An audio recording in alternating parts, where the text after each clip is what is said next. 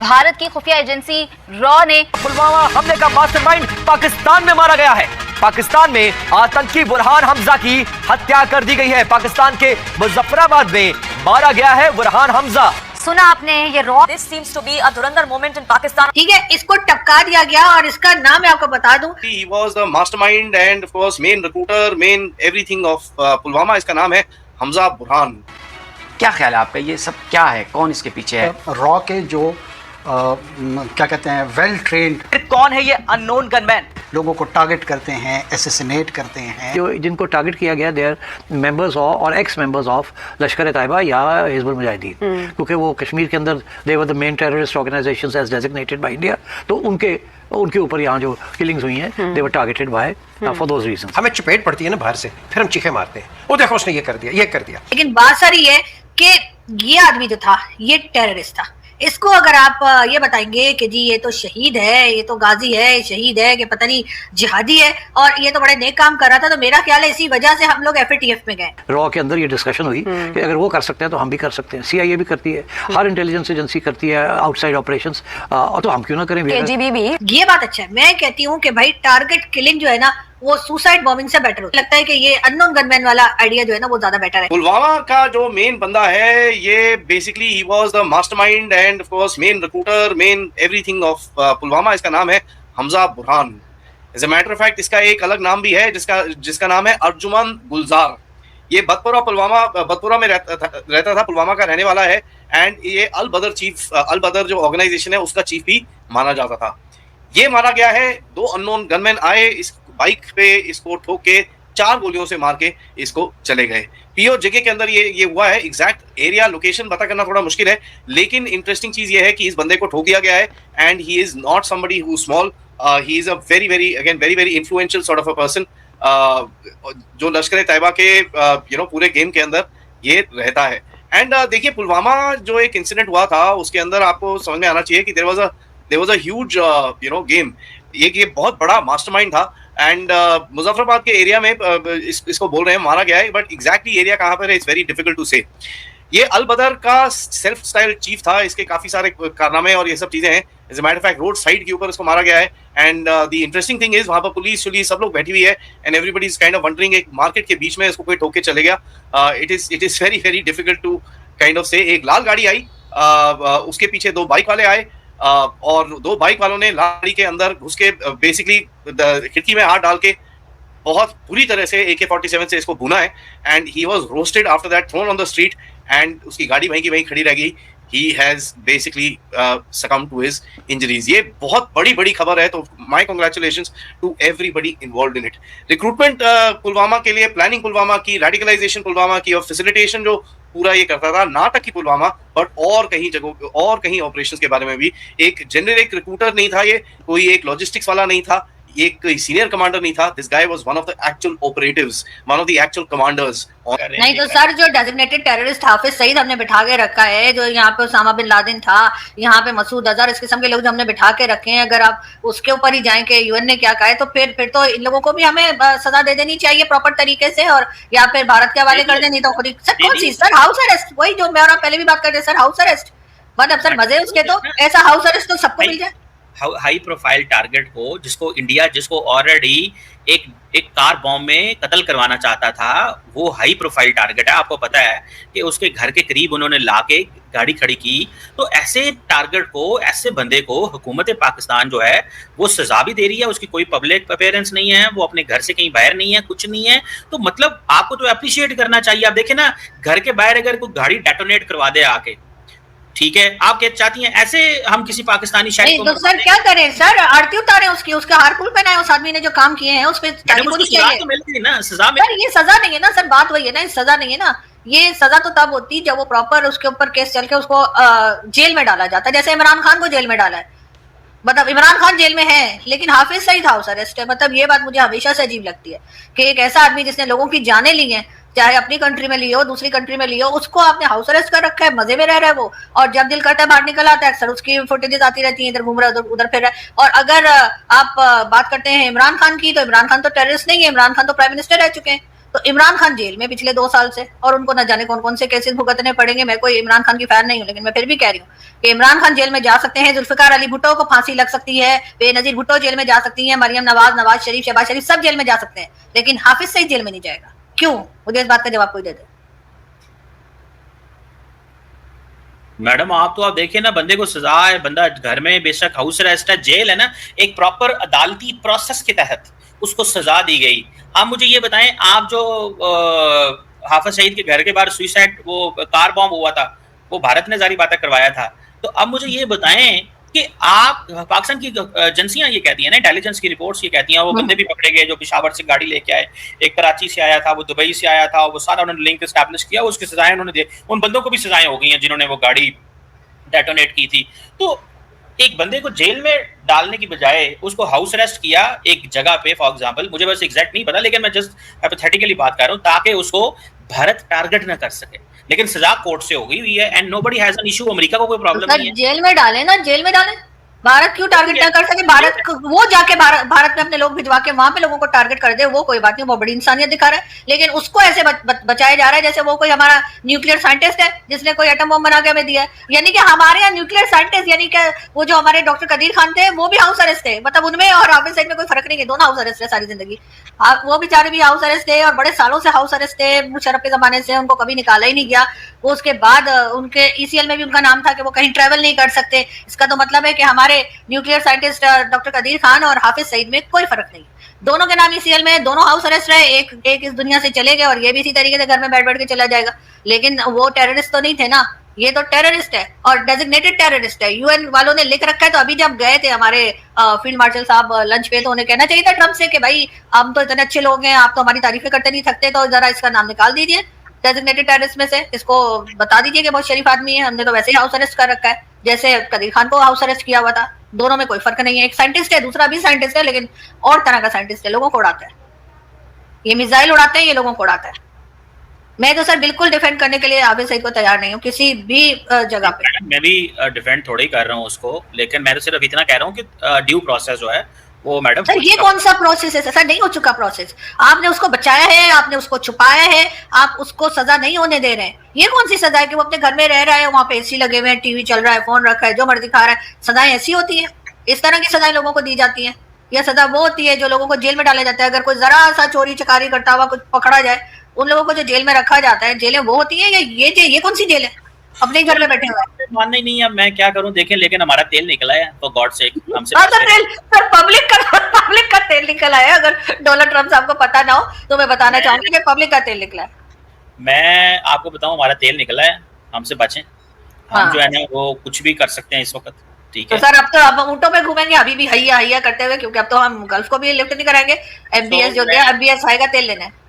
सो मैं आपको बता दूं कि आप जो है ना हमसे बचें, हमारा तेल निकला है। अब यहाँ पे बड़ी बड़ी इन्वेस्टमेंट्स होंगी, डॉलर होगा। अब हम ये जो आप कहती थी कटोरा, ये वो आगे पीछे, अब हम उससे आगे निकल गए हैं, याद रखिएगा। और इंशाल्लाह ताला हम तरक्की करेंगे। आप जो मर्जी कहते रहें, लेकिन इस वक्त ट्रंप हमारे बड़ी हैं, Trump is our best friend. और आपको बुरा लग रहा होगा कि ट्रंप क्यों हमारे गुड फ्रेंड है, लेकिन Trump is our good friend.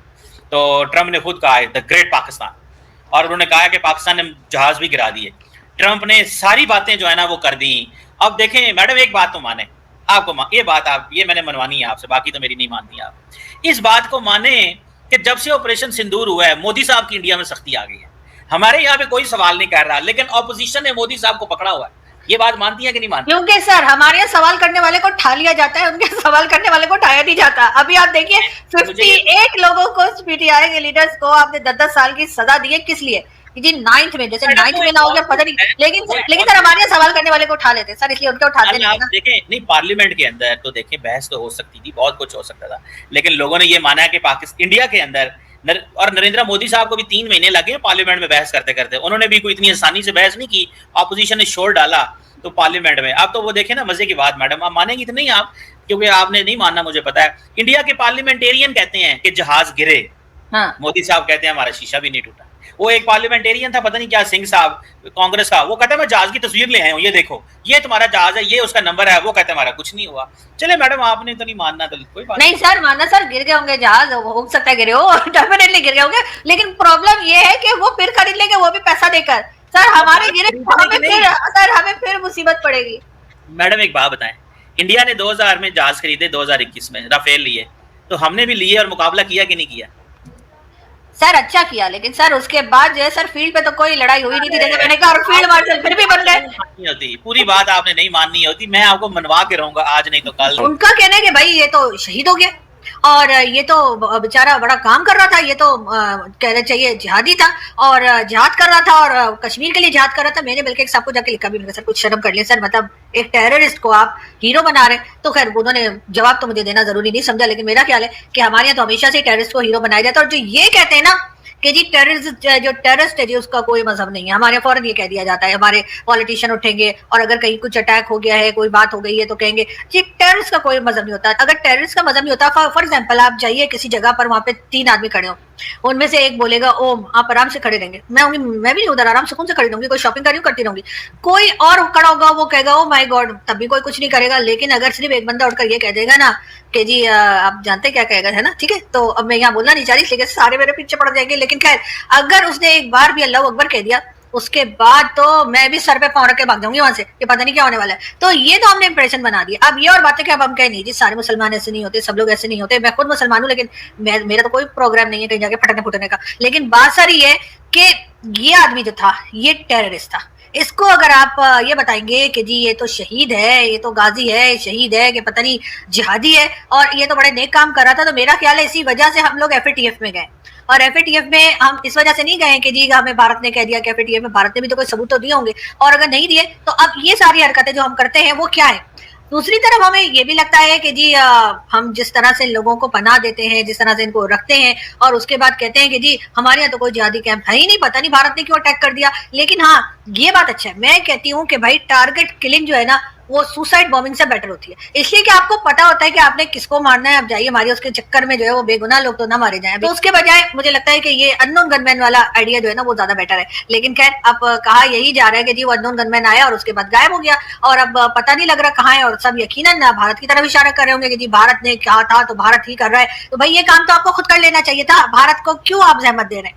इसलिए कि ये सांप और बिच्छू और ये कह लीजिए जो बैकयार्ड में आपने पाल के रखे हैं, ये तो आपने अपने ही लिए नुकसान किया। पहले तो आपका ख्याल था कि शायद यहाँ निकल जाएंगे, पड़ोसियों को डस के वापस आ जाएंगे, लेकिन ये याद रखिए कि जो इधर उधर जाके दूसरों के लिए जो सांप आप छोड़ते हैं वो कभी ना कभी जाकर आपको खुद को भी डसता है। ये बात हर उस इंसान को याद रखनी चाहिए जो किसी भी दूसरे इंसान को तैयार करता है या किसी भी दूसरे इंसान को इस्तेमाल करता है किसी और के लिए, यानी किसी और को टारगेट करने के लिए, किसी और को नुकसान पहुंचाने के लिए। जैसे कि आपने क्लिप में देखा कि मतलब कि भारतीय जो मतलब कि भारत की जो रो है, मतलब कि ठीक है, भारत की जो खुफिया एजेंसी है उसके भाई साहब मतलब कि एक एजेंट ने मतलब कि जो कि भाई साहब POK में पाकिस्तान अधिकृत कश्मीर में भाई साहब घात लगा के बैठे थे कि भाई साहब ये जो भाई साहब जो बंदा है जो पाकिस्तान का आतंकी है, जो कि भाई साहब जिसने भाई साहब पुलवामा में ठीक है भाई साहब पुलवामा आतंकी हमला करवाया था भाई साहब, उसको भाई साहब जहन्नुम पहुंचा दिया गया है।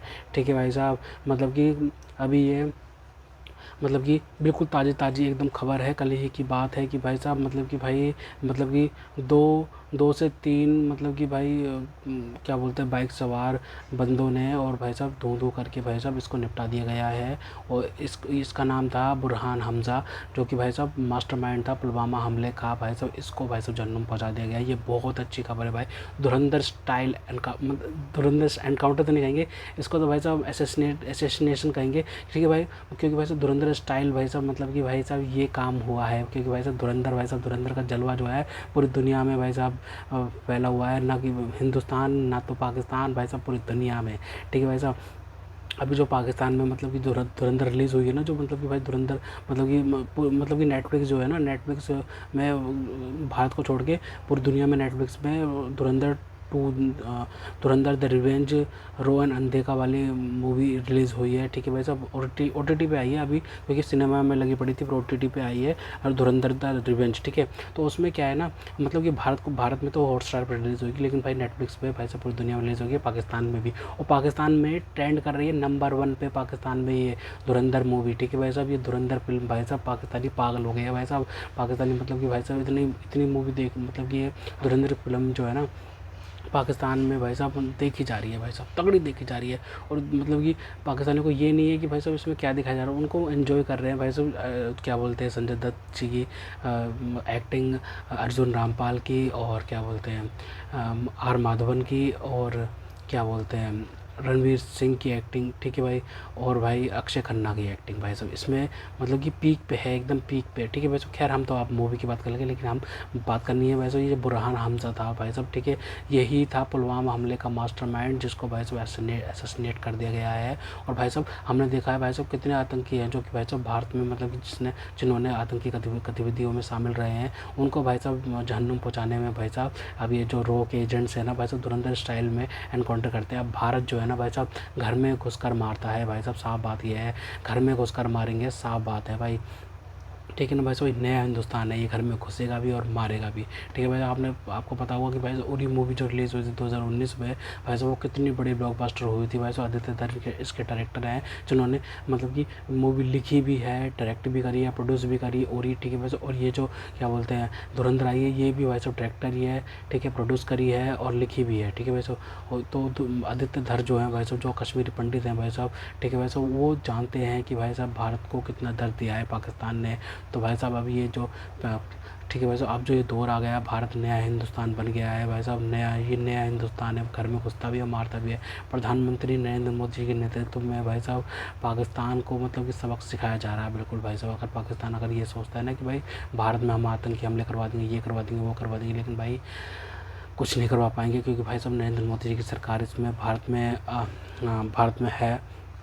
तीसरा टर्म चल रहा है प्राइम मिनिस्टर नरेंद्र मोदी का, और अगला टर्म भी बीजेपी को मिलेगा, प्राइम मिनिस्टर नरेंद्र मोदी ही प्रधानमंत्री बनेंगे। ये तो भाई अटल है बात, ये बिल्कुल अटल है, ठीक है भाई साहब। और प्राइम मिनिस्टर नरेंद्र मोदी मतलब ये एक स्वर्णिम काल है भाई साहब, गोल्डन एरा चल रहा है भाई साहब, ठीक है भाई साहब, मतलब गोल्डन युग चल रहा है भाई साहब ये, ठीक है भाई साहब। प्राइम मिनिस्टर नरेंद्र मोदी के नेतृत्व में भाई साहब हमने इतनी बड़ी बड़ी चीज़ें देखी, इतने बड़े बड़े मतलब कि बदलाव देखे हैं भारत के अंदर भाई साहब, ठीक है भाई साहब। जिसमें कहा जाता था कि भाई साहब 370 धारा अगर हटाई गई तो भाई साहब मतलब कि भाई साहब खून की नदियाँ बहेंगी, ये बहेगा वो बहेगा, कुछ भी नहीं हुआ, एक मक्खी भी नहीं मरी, मक्खी भी नहीं मरी भाई साहब। इस तरीके से कंट्रोल किया है प्राइम मिनिस्टर नरेंद्र मोदी ने सब कुछ। जब धारा 370 हटाई गई भाई साहब, तो पार्लियामेंट से लेके भाई साहब कश्मीर पूरे भारत के अंदर ही एक तरीके से भाई साहब इतनी मतलब कि इतना कंट्रोल करा गया। और उसके बाद भाई क्या बोलते हैं कश्मीर में बड़े बड़े नेता जो थे उनको नज़रबंद कर दिया गया। और उसके बाद में जो ओपोजिशन के लोग थे जो मतलब कि अपोज कर सकते थे इस बिल को, जो कि भाई साहब भारत के हित में था भाई साहब, इतिहास बदल सकता था भारत का इससे। तो भाई साहब मतलब जो कुछ ओपोजिशन के लीडर थे ना, उनको भाई साहब फॉरेन ट्रिप से भेज दिया गया, ठीक है भाई साहब, कि ये अपोज ना कर सके, क्योंकि भाई ये भारत के हित में था भाई साहब, ये भारत के हित में था और इसको लागू होना बहुत ज़रूरी था, ठीक है भाई साहब। राज्यसभा में, लोकसभा में, और अंतिम फैसला आता है क्या बोलते हैं सुप्रीम कोर्ट का, सुप्रीम कोर्ट भाई साहब मंजूर करता है तो भाई साहब ये पास हो जाता है, ठीक है भाई साहब।